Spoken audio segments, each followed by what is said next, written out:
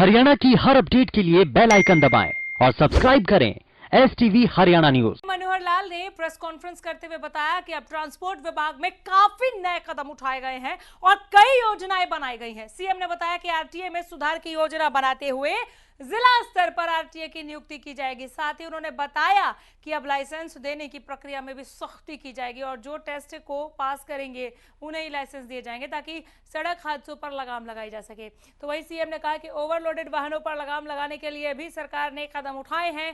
इसके लिए ऐसे डिवाइस मंगाए गए हैं जो सड़कों पर लगाए जाएंगे और जब ओवरलोड वाहन इन पर से गुजरेंगे तो ये डिवाइस इसकी जानकारी दे देंगे। नवरात्रों में हमें कामना करते हैं कि हर चीज शुद्धता की ओर बढ़े। जो भी कोई मनुष्य जीवन की, समाज जीवन की, परिवार जीवन की कमियां, कमजोरियां, बुराइयां, उसको हम पीछे छोड़ें और एक नवरात्रे का मतलब यह है कि नए उत्साह के साथ, नए संकल्प के साथ, नई योजना के साथ आगे बढ़ा जाए। नए सुधार कई हमने प्रोक्योरमेंट के काम में भी किए। किसानों को डायरेक्ट पेमेंट की बात की। बहुत सी चीजें ऐसी थी जो सिस्टम में एक बहुत सालों से अभ्यास गलत पड़ा हुआ था कि बाहर के प्रदेशों से सस्ती चीजें लाना और यहां महंगे रेट पर बेचना। इस पर भी हमने काबू पाया है, चाहे वो बाजरे की बात है, चाहे धान की बात है, चाहे और फसलों की बात है, ताकि हरियाणा के किसान को लाभ मिले।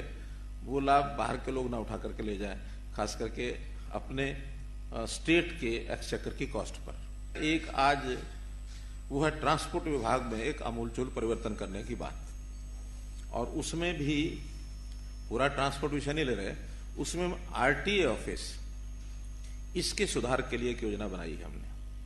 बहुत शिकायतें आती रही हैं आरटीए ऑफिस में भ्रष्टाचार, और बहुत से ऐसे कॉकस बन गए, ऐसे ग्रुप बन गए, और जो म्यूचुअल इंटरेस्ट के नाते से सब एक दूसरे का लाभ करते रहे और सरकार को उसका नुकसान भी होता रहा, पब्लिक को भी नुकसान होता रहा। ये जो हमारा जो आरटीए, जो सेक्रेटरी रीजनल ट्रांसपोर्ट अथॉरिटी, ये जो था, इसको एक एडिशनल काम करके दिया जाता था, कभी एडीसी को, कभी किसी और अधिकारी को। तो आगे से डिस्ट्रिक्ट का एक अलग officer, dedicated officer, exclusive officer, ये इस काम को देखेगा। अभी एडिशनल चार्ज नहीं मिलेगा किसी को भी, क्योंकि ट्रांसपोर्ट अथॉरिटी का अपने में बहुत बड़ा काम होता है। समय के अभाव के कारण से या उसके अतिरिक्त काम होते हैं उसके कारण से, पूरा ध्यान न देने के कारण से कुछ समस्याएं थी। तो अब वो अलग से होगा, और उसका नाम भी बहुत प्रदेशों में इसका नाम आरटीए ना होकर के डीटीओ है, डिस्ट्रिक्ट ट्रांसपोर्ट ऑफिसर।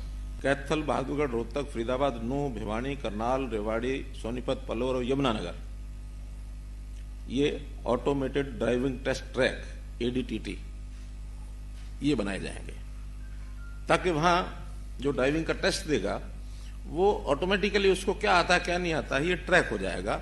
और ट्रैक होने के बाद जो ठीक व्यक्ति है, जिसको सारा टेस्ट पास जिसने किया है, उसी को लाइसेंस मिलेगा। अदरवाइज ऐसे ही किसी को लाइसेंस पकड़ा दिया, लाइसेंस लेते ही जाकर के वो सड़क पर जो एक्सीडेंट करने की वृत्ति है, वृत्ति तो क्या है, वो हो ही जाता है उसे, क्योंकि वो सीखा हुआ नहीं है, खाली वो लाइसेंस ले जाता है। तो उसकी टेस्टिंग जो है, इसको और जरा मजबूत की जाएगी। ओवरलोड वाले जो वाहन हैं, इनकी भी पहले तो जाकर के ये किसी भी कांटे पर, धर्म कांटे पर जाकर के वाहन कराते हैं, उतना तोल कराते हैं, पर्ची लाते हैं, उसमें से किसी ने कराया, किसी ने नहीं कराया। अब इसमें एक नया प्रावधान हम जोड़ रहे हैं कि पोर्टेबल स्केल, पोर्टेबल स्केल ऐसा होगा, सड़क पर कहीं भी रख दिया जाएगा, वाहन आएगा, उसको पता ही नहीं होगा, आएगा, चलेगा, उसके ऊपर से निकलेगा, तो उसका वेट कितना है वो पता लग जाएगा।